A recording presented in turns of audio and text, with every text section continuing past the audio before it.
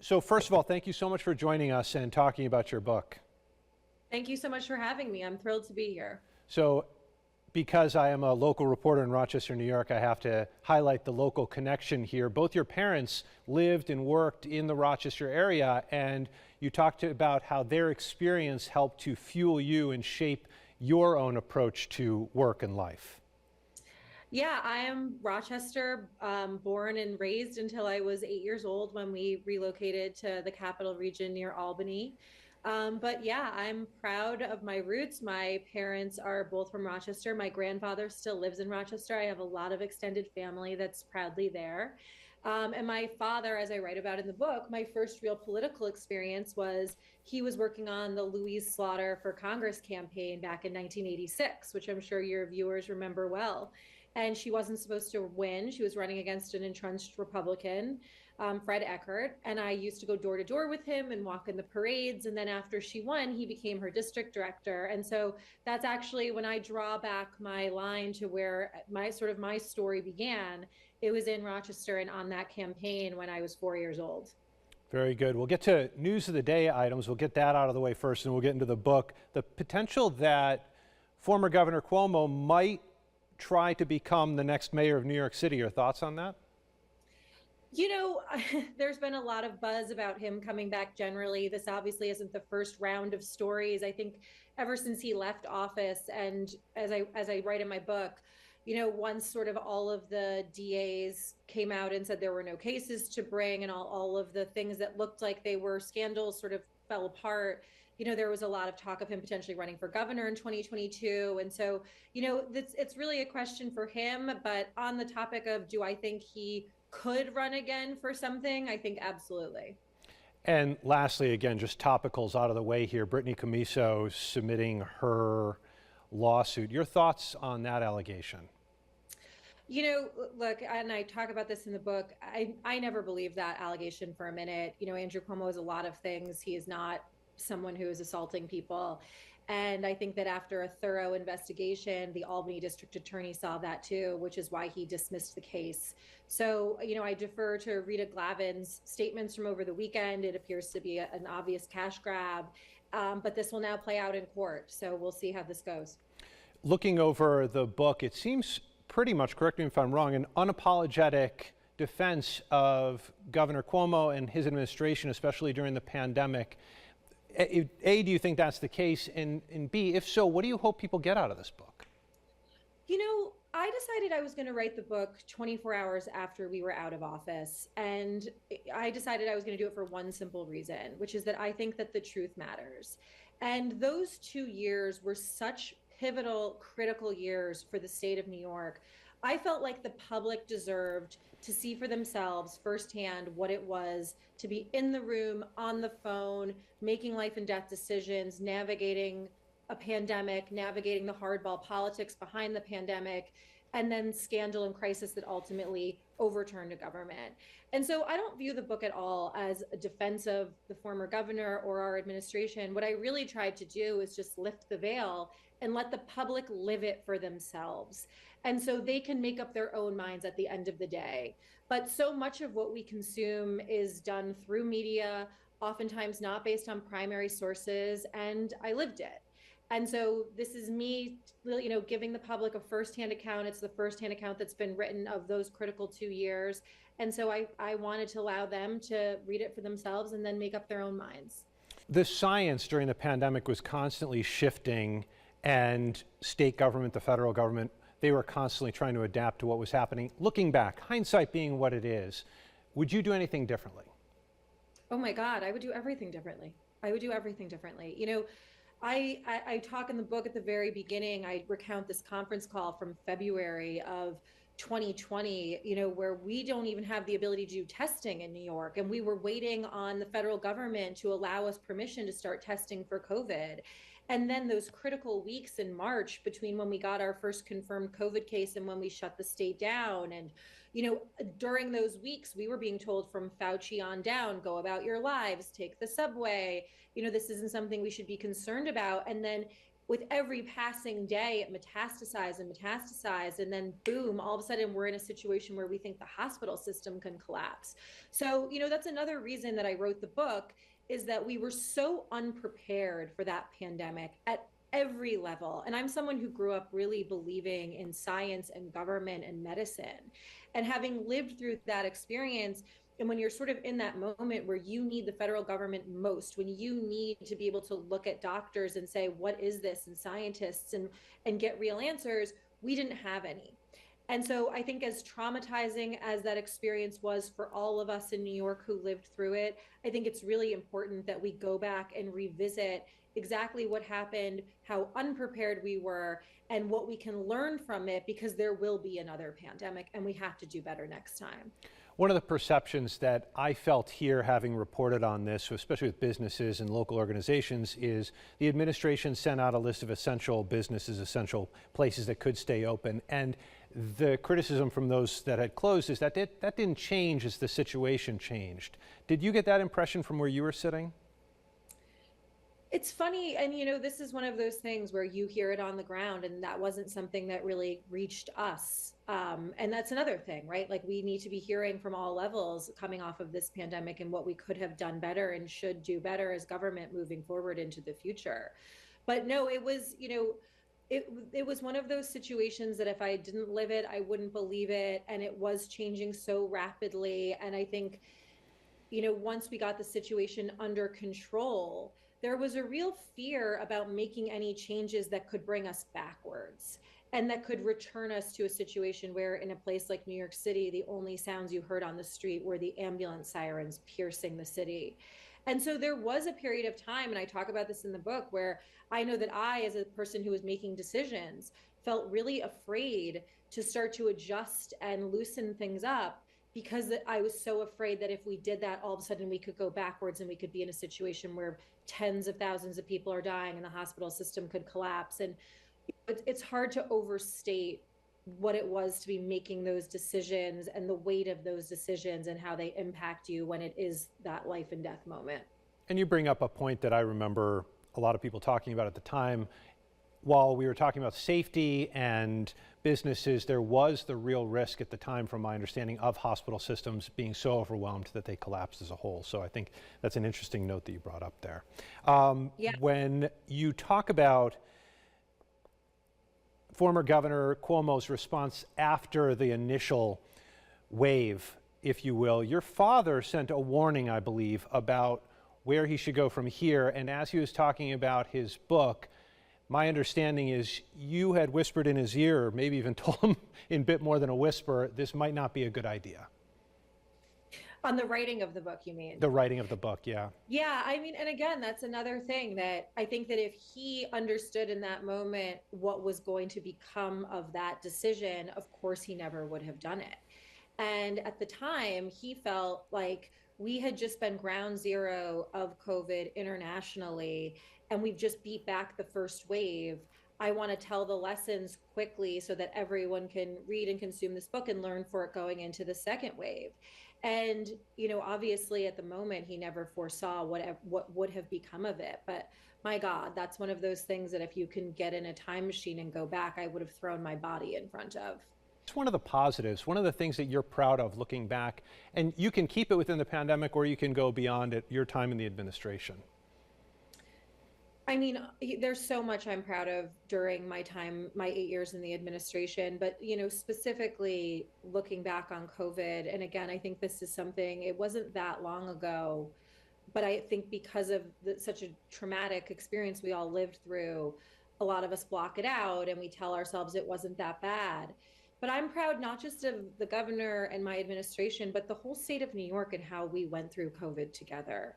I mean, every major academic institution in the world, every top medical person you spoke to, New York was on the verge of having the hospital system collapse, and we were going to become Italy.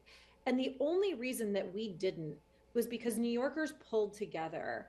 And when Governor Cuomo was doing those press conferences and laying out the facts and telling everyone else what was going on the ground and sort of emotionally appealing to people, we pulled together as a state and we put the collective over the individual and we bent that curve. And the number of lives that we saved are countless. And so when I look back on that, that wasn't something that was me or the former governor or the four people that were sitting up at that table during the press conferences. That was everyone in the state of New York. And we really, truly led the world during that moment in history. And I think we should all be proud of that.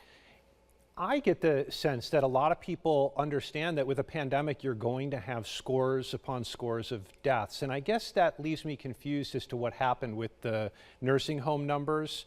I've seen the testimony. I've read that part of your book. So at the end of the day, for the viewers who aren't aware, essentially, correct me if I'm wrong, you had the number of people who died in the nursing home, in the facilities, and then you had those that have been transferred out to get care at a hospital, died there. Those numbers at the time were not placed in that larger nursing home death number, and there were accusations that the administration had put pressure on the DOH to keep those numbers separate. Can you get into that a little bit for me, and what happened from your perspective there? Sure. So, and this is another thing where hindsight being 2020, if I knew what it would have become in March of 2020 when we were standing in the war room, we would have just preemptively made the decision to count the deaths the way that ultimately the press wanted them counted. But in March of 2020, when we initially started doing those daily press briefings, we were having every individual hospital and every individual nursing home in the state report into the state DOH every day with how many people died in their facility as a COVID death. And then we would come out in front of the public and we would put those numbers up in the PowerPoint screen, and we were tracking it that way. And then at the middle of end of April, we started getting asked a different question, which was, what about the nursing home patients who left nursing homes, went to hospitals, and subsequently died in hospitals? And so then throughout the spring and early summer of 2020, we did up to a dozen retrospective surveys asking all the nursing homes to go back and retrospectively tell us what happened to the patients who died or who left your nursing home. Did they die in a hospital? Did they go home? What happened to them? And so we get back these data sets that were wildly inaccurate. There were some nursing homes that were saying every single person who left had died of COVID. There were some nursing homes that were recording deaths going back to December of 2019 when COVID wasn't here. There were some nursing homes that were giving dates of death in the future of patients that were still alive. And so we spent the summer of 2020, August of 2020 specifically, doing an audit to try to make sense of those numbers so that we could put the numbers out and give them in the different category that the press had started to ask about. And then at the end of August, bam, the governor goes out, gives a convention speech where he's critical of President Trump. President Trump is furious. I get an irate phone call from Jared Kushner, which I recount in my book.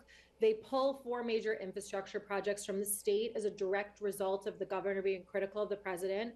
And a couple of days later, we get a subpoena from DOJ National saying that they want these accountings of the nursing home deaths. And so that's my famous quote from that infamous meeting that was recorded and then leaked when it said, we froze, which then one sentence later that none of the public read, I used froze and paused interchangeably. We went to the legislature and said to the legislature, we're going to pause on responding to your letter asking for these other nursing home deaths while we deal with DOJ and we give them the information, which we did. They reviewed, and then they came back to us in July of 2021, months later after this scandal had metastasized, and they said, we reviewed the numbers are correct, and there's no need for further investigation because there's no anomalous, situation here that warrants additional review. But it was one of those things where we had screwed up in how we were communicating it to the public. We made a call, which was we were going to cooperate with DOJ and we were going to defer the state legislators' request while we were dealing with this hyper-politicized DOJ. And then ultimately it turned into this, terrible situation, and lost in the middle of it was people who lost loved ones, real life pain being sort of butted around politically and weaponized. And so that was another thing that, if I could go back to March of 2020, when we were first deciding how we were recording and reporting deaths, if we knew that that's what it was going to turn into, we would have said from day one, just report nursing home people who left hospitals and went to hospitals and passed away in that category or had a subcategory so that it was more fully transparent. So just to be clear then, according to you, the accusation that the administration pressured the DOJ to limit the number of nursing home deaths that would appear in the public is unequivocally false. Unequivocally false. And that was never really the allegation. The allegation was that in the June report that we had told them to separate them out. But what was lost in all of that, which was never clearly reported, which I write in detail in my book, is that the audit didn't happen until August. So in June, when we were doing that initial report, when they had dumped in a bunch of unverified deaths and they put them in, the question was posed to the health commissioner, were these deaths verified? Because all of the numbers that had come in since the end of April were a disaster, and we all collectively acknowledged that they were unreliable. And he agreed. And so that was a decision that was made on that DOH report, along with the health commissioner and people in the health department. And then subsequently in August was when we did the audit to actually review the data and figure it out. And when we did that review in August of 2020, 20% of the deaths, the out-of-facility nursing home deaths, were flagged as being incorrect. So the audit ultimately yielded that the initial reporting numbers were wrong. And so, but again, this is one of those things where if it takes longer than 120 characters to explain, you're losing. And it became so weaponized and politicized that it became sort of this manufactured scandal. And then fast forward to July of 2021, the thing nobody remembers is DOJ came back and said to us, we've reviewed the numbers, there's no issue with them, and there's nothing here that warrants further investigation. The controller's audit did take issue with this. They talked about problems that they saw in the reporting of it. And I don't know if you want to elaborate further. I think that's the audit you were addressing just now. No, I mean, look, Tom DiNapoli is a politician like everybody else. You also have the assembly, who wasn't exactly out to do our administration any favors, who in their impeachment report said that we were always clear on the reporting and that there was nothing that after their months-long review suggested that DOH wasn't transparent. And so, a lot of people have said a lot of different things. I think at the end of the day on these situations, you should look to law enforcement. And after a thorough investigation done by the Department of Justice, they said the numbers were correct and accurate, and there was nothing in them that led them to believe there needed to be further investigation. Reading over the book, it's apparent that you're not a fan of our current governor right now. What was your take? It's obviously in the book, but if you could elaborate on your take of Governor Hochul when she was lieutenant governor. She was a fine lieutenant governor. She was somebody who I felt like, and I write about this in the book, that, she tended more towards the performative. She liked to go do the events where she was cutting ribbons. She liked to go speak at, the second and third tier events. And look, God bless her. I mean, she's the Energizer Bunny. She would run around the state constantly doing these different events, but she didn't really gravitate to the substance of the governing, which is something where I felt like Bob Duffy in the first term was much more of a partner in that way. And the governor would deploy him to deal with complicated economic development issues in upstate New York. When the governor was doing marriage equality, Bob Duffy was by his side. He played an integral role in helping to get that over the finish line. And that's just not the role that Kathy played. And so I have no criticism of her as lieutenant governor. I think that she did a fine job of doing what she did. Every lieutenant governor does the job differently. But, it was never a secret that I didn't agree with her politically. When she came into our administration, was an A+ rated member of the NRA, which is something I vehemently oppose. I'm very, for gun violence prevention. Her claim to fame when she was Erie County clerk was that she had threatened to arrest non-documenteds if they were trying to get driver's licenses. And so politically and from a policy perspective, I was always sort of diametrically opposed to Kathy. And then, I do write about in the book when I called her to tell her that Governor Cuomo was going to be stepping down. And she just sort of gave off this arrogance about the role that she was taking on. And I said, Governor Cuomo is going to take 14 days to transition and make sure that everything's in order and that the state is in good hands. And she said, we don't need 14 days. Lieutenant governors are ready to take over in a moment's notice. And it was the arrogance that struck me about the massive job and responsibility that she was walking into and that she had no idea what she was in for. Do you think Governor Cuomo should have stuck it out, fought this, stayed in?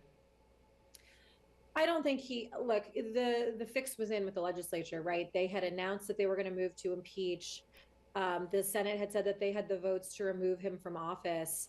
And so, in terms of there's no due process that's afforded to you in the state constitution. So, it just would have been an exercise in sort of futility. And then the other thing that I think people sort of forget, which I write about in the book, was during that week between when Tish James's report came out and when the governor resigned. I mean, there was this press tsunami that was unlike anything I have ever seen. And I mean, it was vicious.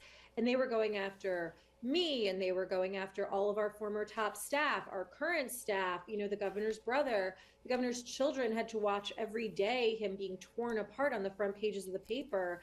And there was a very human element to his decision to step down. Because it was one thing if it was just Andrew Cuomo fighting for Andrew Cuomo, and I think you and your viewers know from watching him for years that he is a fighter. But the fact that it was going to be a losing battle with the legislature in combination with the very human toll it was taking on the people closest to him, he said it's time. That gets to the issue of the sexual harassment allegations. In the book, you accuse a New York Times reporter of similar activities at his home, and at the time at least, you were accused of going pretty hard against Governor Cuomo's accusers. How do you walk the line between those two truths, if you will? It's funny. I really struggled with whether or not to include that anecdote about Jesse McKinley from the New York Times in the book. But ultimately, I decided that if I was going to tell this story and if the public was going to really understand what was going on, they had to understand what was going on in my personal life. And I talk about my marriage and infertility issues and, problems with my mental health struggles. And I talk about the situation with the New York Times because I think the public deserves a window into what was going on in the press. And the issue with the New York Times reporter and why I included that in the book was more about me sort of pointing out the hypocrisy of the press and the people who I think the public were looking to determine and sort of decide what the terms of engagement were. And here you had the New York Times that put on the front page of their newspaper this woman who was upset because at a wedding the governor officiated, he put his hands on her face. And they put this on the front page because she felt like it was an inappropriate thing that he had put his hands on her face and he kissed her on the cheek while he was taking photographs. But then at the same time, you had their reporter who I was seeing in a professional capacity who was completely intoxicated coming on to me and then physically, grabs my wrist as I'm getting up to leave. And they ignored it. And they buried it. And, they not only looked the other way when it was known about at the highest levels of the New York Times, but they let that reporter take the lead on being the Me Too reporter. And so my decision to include that anecdote in the book was more about exposing of the hypocrisy of the media than anything else. But, I say to you what I say to every reporter about any of these allegations: scrutinize it, be skeptical, ask questions. That's what you're supposed to do, because the Me Too movement was very much a necessary corrective in this country, I think, about recreating a power imbalance in the workplace and allowing women the space to speak up and speak out and set their own boundaries. But that doesn't mean you get rid of due process. And that doesn't mean that if a woman is upset because you put your hands on her face at a wedding, that you should resign. And that was the level of hysteria that we reached in the spring of 2021. And I think it's really important that we all have an honest conversation with ourselves about that, both for the future of the Me Too movement and also because a government was overturned. Yeah. And you were fairly complimentary of Lieutenant Governor Duffy, former Lieutenant Governor Duffy. He supported, going back to Rochester here, kind of taking it full circle before we wrap up, he was complimentary or supportive of Anna Liss, who lives around here. She works in county government. I'll say at the outset, if people don't remember, she did not accuse the governor of sexual harassment. I think, if memory serves, she basically just tried to voice support for the women who were coming forward, saying it was a toxic work environment. You addressed her in your book. What did you think about her coming out and expressing feeling uncomfortable around the governor? I think that Anna Liss was part of the problem. I have to say. And, I sat in her deposition. Did a deposition over the summer for the Trooper #1 case, which, just to give your viewers sort of a sense of how crazy this all got, was that I was sued in that Trooper #1 case by a woman who I never didn't meet, and ultimately was dismissed. But this was sort of the level of hysteria. And I sat in on Alyssa's deposition and I watched her talk about this. And she said, I wasn't sexually harassed. I was upset that people would just throw me in, and I became one of the numbers. I became number 11, and it was Me Too. And Lindsey Boylan made me feel like I was part of something. And okay, but understand the gravity of what you're doing. And if you go out and you say something and then the press characterizes that as you claiming that you were sexually harassed, or you are given a number, then it's your responsibility to go out and correct the record, which Annalise never did. And I think that when you get involved in these sort of press hysteria situations, and you ultimately cheapen what the Me Too movement was supposed to be about, you end up in a situation where people just roll their eyes and are dismissive of the entire movement, which sadly is sort of where I think we're getting.